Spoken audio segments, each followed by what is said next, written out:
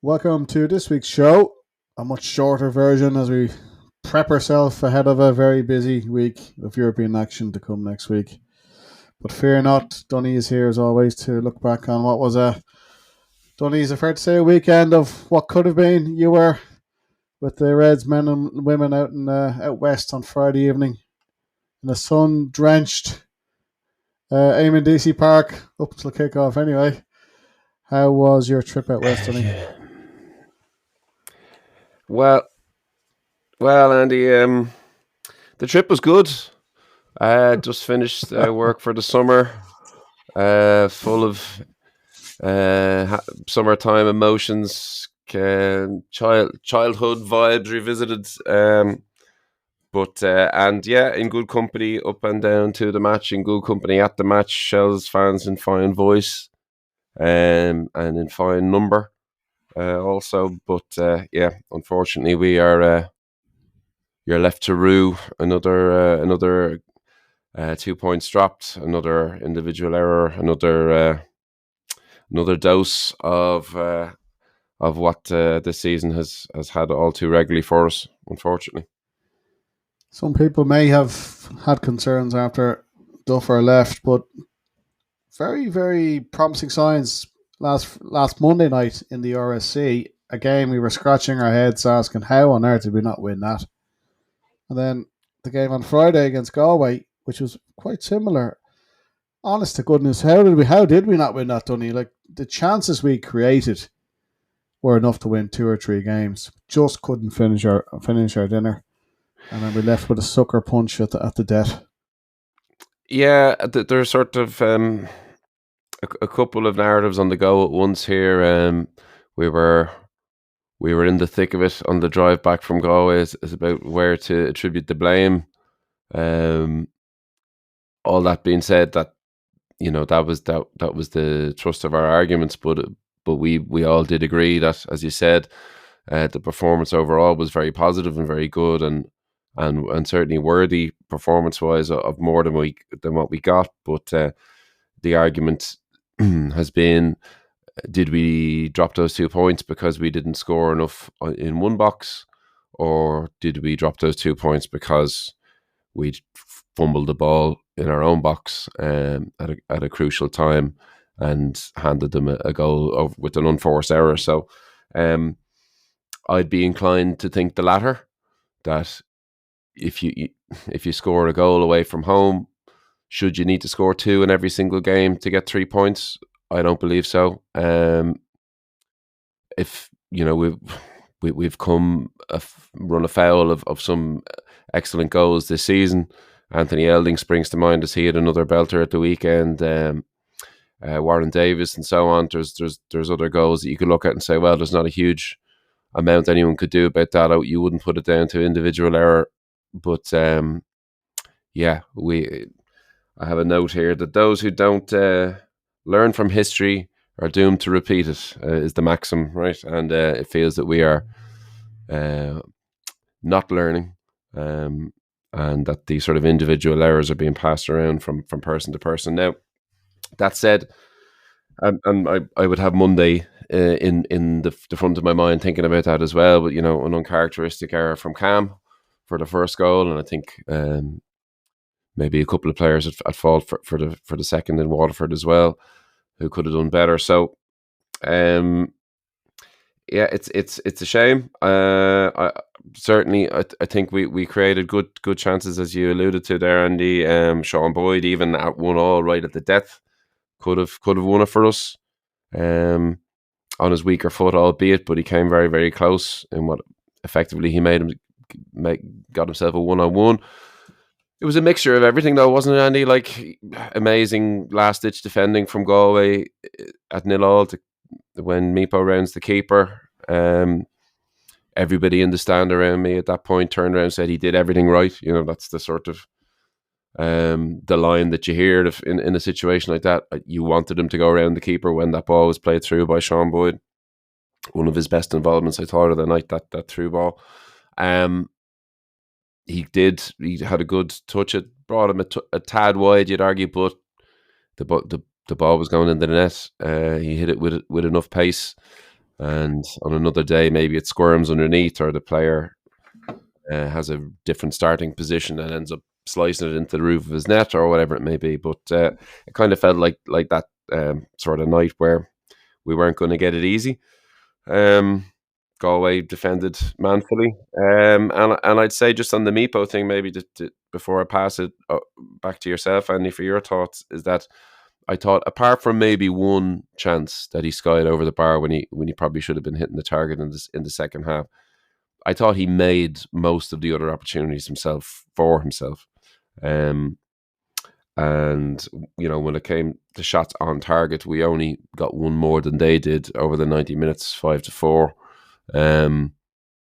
Some of them were from outside the box and from runs that he took on himself. And look, for me, I think with 5 minutes to go, you're one goal to the good. You shouldn't be then looking around and going, oh well, what happened 20 minutes ago, or what happened 15 minutes?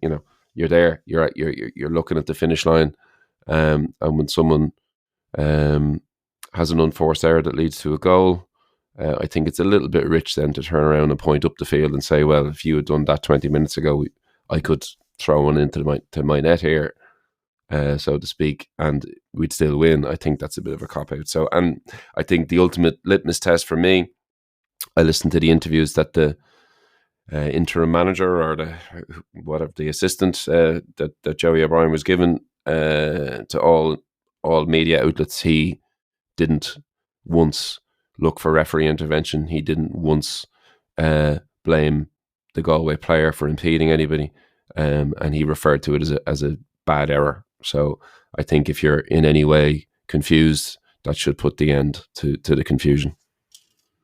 One of our favourite phrases, Donny, game management. I think that was really what was screaming out to me watching from HQ here in North County Dublin. Meepo played very well. It is frustrating. I think everyone can say that. It's frustrating when you see these really good chances being created. But not too long ago, we were going 2 or even 3 games with, I think, maybe 1, maybe even just 2 shots on target across nearly 3 games, which was probably played its role in the departure of Damien Duff. Joey O'Brien. Have we seen any sort of bounce? Is it just naturally the players have given themselves a little bit? Look, not the shackles are off, but look, we're sort of more in the firing line now. The manager's gone. He's not going to be there to take the heat or do the interviews. It's really, it's time to pull up our socks. Barring the unenforced errors, to use a tennis phrase. Big Wimbledon fan, of course, Donny. I know you are too. But time of the year, yep. Indeed. But Conor made, I would say, the second goal against Waterford was a little bit of a catalogue of errors building up to his involvement. Cam again, I thought was really good the other night. He had a bit of a rush of blood against Waterford, but overall the signs are good. Are we, just maybe is it certainly not a false dawn, but this time next week now is going to be full focus on Linfield. Is there a slight bounce? Is probably what I'm trying to ask, that we're hoping to see, or is it still too early to attribute? I don't think it's too early, Andy, and it's a fair question. Have we seen? You use that phrase again, maybe green shoots. Have we seen any evidence of improvement? I don't think you can call it a new manager bounce or look for a new manager bounce when you haven't officially announced a new manager. But semantics aside, I think our 2 performances, as you alluded to yourself there, any Monday and Friday, were better than some of the sort of lackluster ones that had come not long before it. You mentioned the shots. Regardless of on target, we had 17 shots on Friday night away from home. That's not too shabby. And we had 21 shots on Monday away from home again. And, compare that to, as we said, two Dublin derbies. The Rovers game at home, I don't think we had won. We had one shot on target between the two matches, between that and the Pats game the following Monday. So, look, you could argue strength of opponent there, I think, would be fair to bring in to the equation as well, given that we were playing Pats and Rovers, and they come with their own sort of built-in pressure and hype and significance that perhaps aren't on the table with Galway and Waterford. Galway and Waterford are behind us in the table. Pats are closer to us than them, so we could be looking, with the opposition in mind. But I certainly enjoyed the performances more. I thought there was more positivity. I thought there was more what's the word I'm looking for? Pragmatism. More pragmatism around how we applied ourselves to the task, that we aren't persisting. I think it's pretty notable that we haven't seen this kind of possession-based football in our own half for prolonged spells with no end product, which was annoying so many people. That the wing backs can sometimes lead to that sort of stasis where you're just squashed into your own half. And yes, you have the ball, but ultimately, when push comes to shove, can you really find anything incisive? Can you break lines? Can you get people turned and having to do any actual defending rather than just sitting in? And we've certainly seen that we had Waterford on the back foot very much. I liked, again, what I saw at Dan Kelly on Friday. Direct, old-fashioned kind of wing play that got the away end up out of their seats early and often, winning throws, corners, drawing free kicks, that type of thing. So I think there's enough evidence there, albeit from a small sample size, that Joey O'Brien is cutting the cloth a little bit more to suit what he feels we have.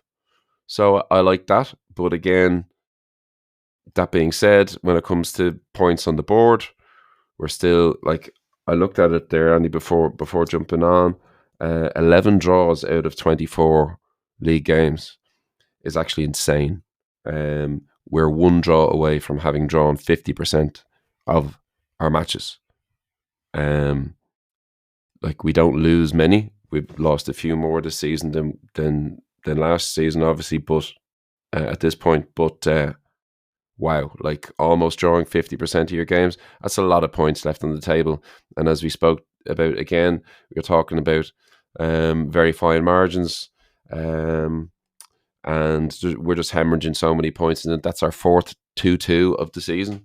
And when I think back to those 3 2-2s in a row that we had, we played very well there. And I'm getting a little bit of deja vu from that, if you like, because those 3-2-alls, one of which, of course, came against Galway, you felt that we'd left it behind, and I kind of felt that way on Friday. It was a bit of a sickener, to be honest. And then, obviously, on the Monday as well, there's a very, very strong argument that we should have won that game as well. So even though we are seeing some of these green shoots, unfortunately, and Joey O'Brien was absolutely candid in his own assessment of it, saying boat box is not good enough. Story of our season, we're still doing the same things that we were before. That obviously had Damien Duff so exasperated that he felt he couldn't continue. So there's a sort of is it the glass half full, or performance wise, maybe so, but for me, and it's unfortunate to say it, I feel that Friday is taking on an absolutely huge significance now. Were we to not beat Cork, who are bottom of the table, obviously, and there are only 2 other teams in the League of Ireland Premier Division who have won less games than us this season, and no prizes for guessing it's the bottom 2.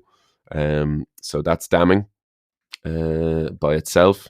We play one of them now on Friday to give ourselves an opportunity to have a springboard of some positivity to go into this huge Linfield game the following Wednesday. And I've seen enough to know that we could beat them. We probably should beat them. I do just have a bit of dread about what the vibes would be around the place if it was to be 3 draws in a week or worse. I think what we really need is try and get behind Joey and the lads, and by any means necessary, get 3 points on the board Friday, and then park the league on somewhat of a good note. You could say Joey O'Brien unbeaten in 3 matches, and then hopefully the Linfield thing will look after itself in some ways. But I really do feel that we need that sort of springboard, as much for the fans, for the owners, for every stakeholder in the football club. Really, I think we could do with a bit of a G up, and please God, it comes soon. Well, as you said, Donny, we've played Cork already twice this year. Both games have been 1-1 draws. The first one that we played earlier in the season in Tolka, to me, that was one of the real sour points of the season. I think it came on the back of that we just played. We just lost a draw, I think, in our previous home game, and we struggled and we really huffed and puffed against a Cork City who we gave a lot of oxygen and belief to that night, and we had to come from behind to salvage a draw. They're in town again this Friday, Donny. Surely to God, we need a win. Just as you said, to put some of these little things to bed before we turn our full focus to next week when the Blues from Windsor Park come to town. Donny, question here from Robert Jones. This time last year, heading into the European programme, we had signed Sam Bone and Ali Coote. As of today, no signings yet. Is it more than likely that we're not going to see new bodies ahead of Linfield, judging by what's happened in the background off the field with a managerial change? Well, if there's players ready to go who have signed any documentation and are getting their pen picks done or whatever, God bless the club. They can keep a tight ship, because I haven't heard any rumours to that effect that anybody is in the building or anyone's up in the training ground or any deal is over the line. Obviously, I think we have been talking to players. I think it goes without saying that having lost the most high-profile manager, arguably in the history of the league, it's not going to help us in recruiting people. That said, I know we have been speaking to some players, 3 or 4. I wouldn't expect all of them by any means to get done, but I would have liked personally, and I said this a while back, that when the window is coming, but that's not necessarily when you want to do your business. You want to do your business before the window, so that when the documentation is all legit, they've already been training with you. Yeah, they've met the lads.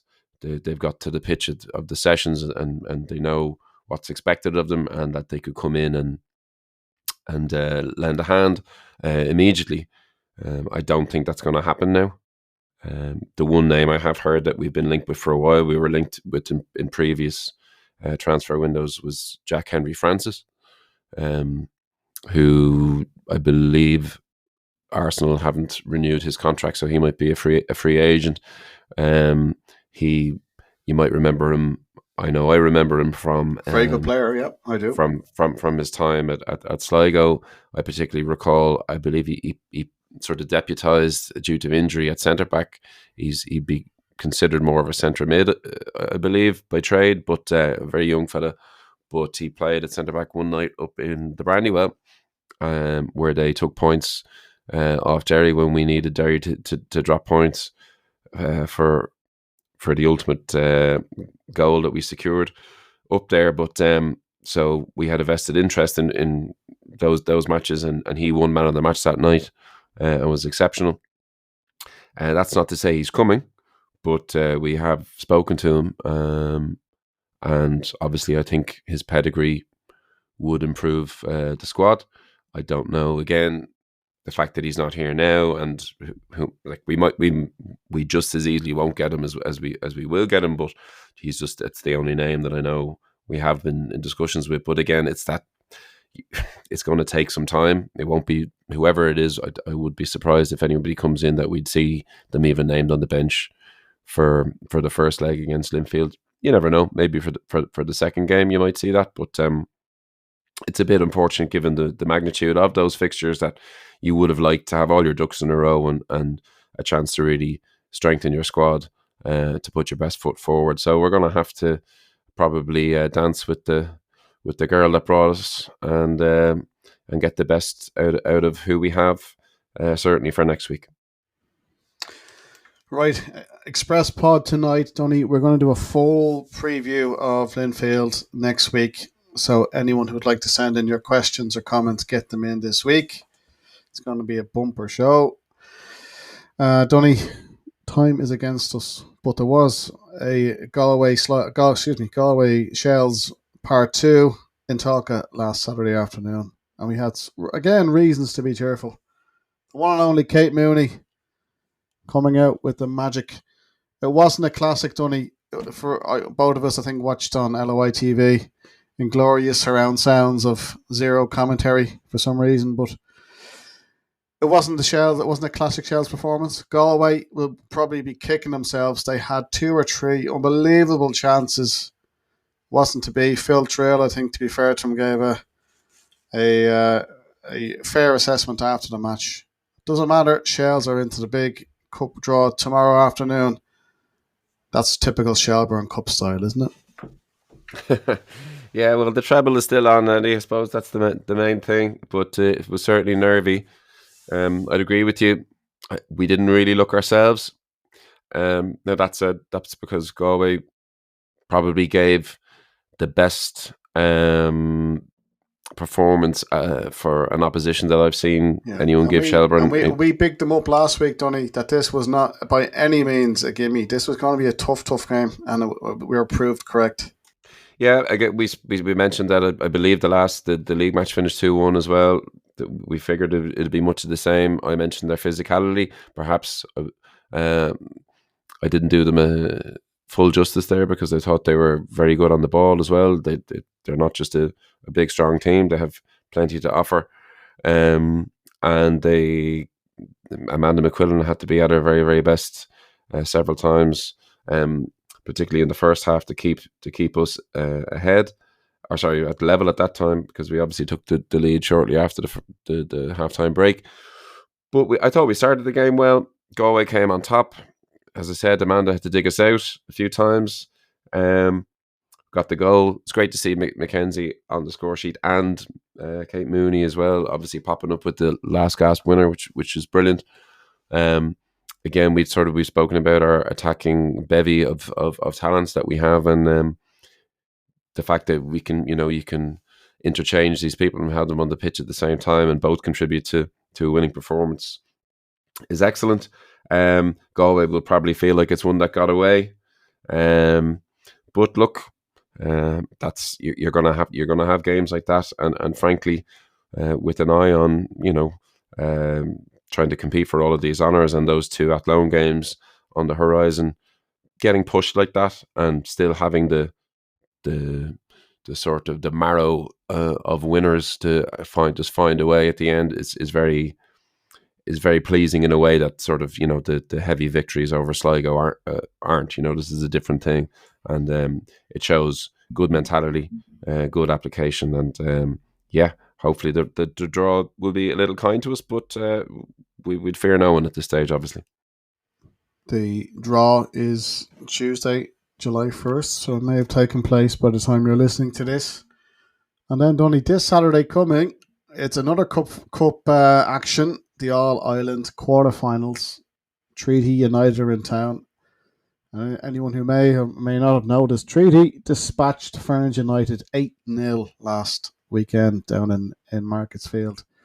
Probably as expected, they cruised through, but again, there's nothing to be taken lightly when you have a team who are in form. Shells just need to be on guard for this now. But as you said, getting down to the real business end of a cup quarter final.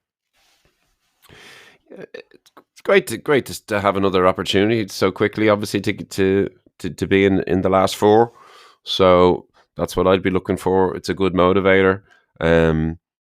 Treaty are no mugs. They'll be buoyed, scoring 8 goals in any game last week, but obviously they'll find the step up with us in quality should be very noticeable. And a good excuse for more people to get out and support us. Actually, I was pleased to see that 509 was the official attendance for Saturday's game. Fair play to the club. I know that they'd had obviously been the big game against Athlone, the sort of rolling in with the pride situation and all. Was undone by an act of God, but to have the crowds up on what they've been, the biggest attendance anywhere in the cup weekend was good to see, and that's the kind of numbers that we'd sort of spoken about here, Andy, around that 400 to 500 mark would be great to see every week. So again, it'd be great to get that sort of number again out on Saturday and push us on into a semi-final for a trophy that's would have you crowned champions of the entire country. So not to be sniffed at. Lots to play for. So, Donny, that's it. It's short and sweet this week. Donny and I are off to try and secure our Champions League tickets. There'll be a surge later this evening when those tickets go on sale. As I said, Donny and I will be here next week, as always, for a full, in-depth, and it could be a very interesting chat as we get really into European mindset.